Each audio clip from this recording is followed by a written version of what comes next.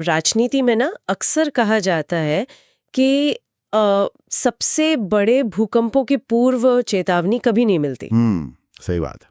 मतलब सतह पर आपको सब कुछ एकदम शांत दिखेगा, लेकिन भीतर ही भीतर टेक्टोनिक प्लेट्स खिसक रही होती हैं और जब वो टकराती हैं तो पूरा परिदृश्य बदल जाता है। बिल्कुल, रातों रात सब बदल जाता है। तो आज के हमारे इस गहन विश्लेषण में, यानी हमारी इस विस्तृत चर्चा में, हम एक ऐसे ही बड़े राजनीतिक भूकंप की चीरफाड़ करने वाले हैं। सही। घटना है अप्रैल 2026 की, जी। जब भारतीय राजनेता राघव चड्ढा ने आम आदमी पार्टी का दामन छोड़कर भारतीय जनता पार्टी ज्वाइन कर ली थी। ये कोई छोटी खबर नहीं थी, और जो लोग राजनीति को फॉलो करते हैं उन्हें ये ब्रेकिंग न्यूज़ तो पता ही है। लेकिन आज का हमारा जो मिशन है ना, वो सिर्फ ये बताना नहीं है कि क्या हुआ। हमें इसके पीछे के तंत्र को समझना है, वो जो कैसे और क्यों होता है, जो अक्सर शोर में दब जाता है।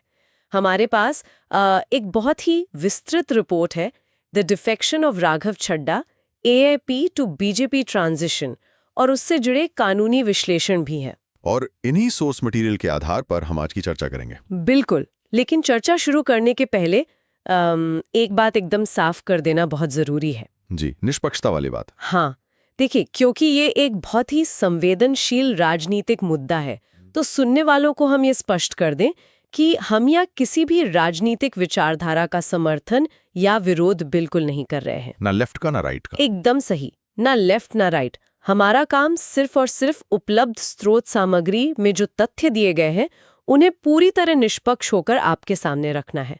हम इसका एक क्लिनिकल विश्लेषण करेंगे, बस तथ्य, कोई पक्षपात नहीं। तो ये स्पष्टता सचना बहुत जरूरी है। एक विश्लेषक के तौर पर चीजों को उनके वास्तविक रूप में देखना ही हमारी प्राथमिकता होनी चाहिए। तो चलिए सीधा मुद्दे पर आते हैं, थोड़ा बैकग्राउंड समझते हैं।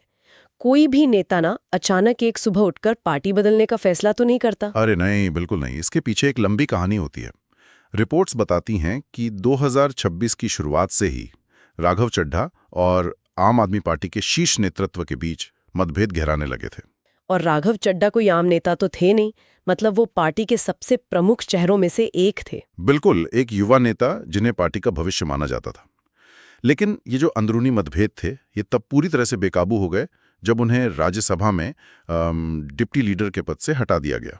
अच्छा, यहीं पर मैं थोड़ा रुकना चाहूंगी। ये जो डिप्टी लीडर का पद है, ये इतना महत्वपूर्ण क्यों होता है? मतलब क्या ये सिर्फ एक दिखावटी पद है, या इसके छिन जाने का कोई बहुत बड़ा राजनीतिक मतलब होता है? ये बहुत ही अहम सवाल है।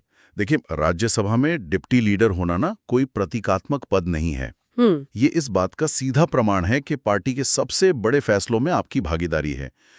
डिप्टी लीडर का काम होता है संसद के उच्च सदन में अपनी पार्टी की रणनीति तय करना, फ्लोर मैनेजमेंट करना, यानी पार्टी का जो ऑफिशियल स्टैंड है वो सामने रखना। एकदम सही। तो जब पार्टी नेतृत्व किसी कद्दावर नेता से ये पद वापस लेता है तो ये कोई छोटा मोटा फेरबदल नहीं होता।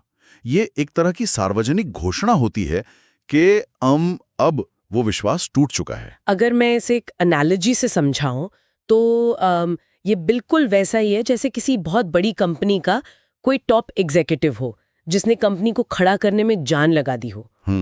और वो अचानक बोर्ड ऑफ डायरेक्टर्स से असहमत होने लगे, उनके विजन टकराने लगे, और अंत में उस एग्जीक्यूटिव से उसका केबिन और सारे अधिकार छीन लिए जाएं। बहुत सटीक उदाहरण है ये, और हमारी स्रोत सामग्री भी यही बताती है कि इस टकराव के दो मुख्य कारण थे। अच्छा। पहला तो ये कि उनका पार्टी लाइन से अलग विचार रखना, और दूसरा आंतरिक राजनीति में जो सत्ता का संघर्ष होता है वो। लेकिन एक बात बताइए, एक लोकतांत्रिक पार्टी में अलग विचार रखने की गुंजाइश तो होनी ही चाहिए ना?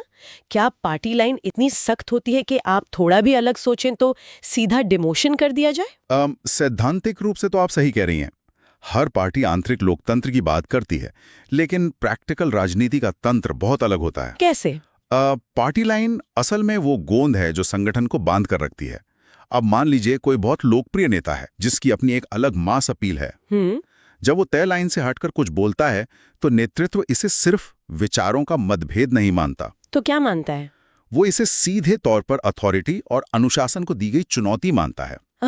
मतलब बात फिर सिर्फ विचारों की नहीं रह जाती, ईगो और पावर की हो जाती है। काफी हद तक, हाँ।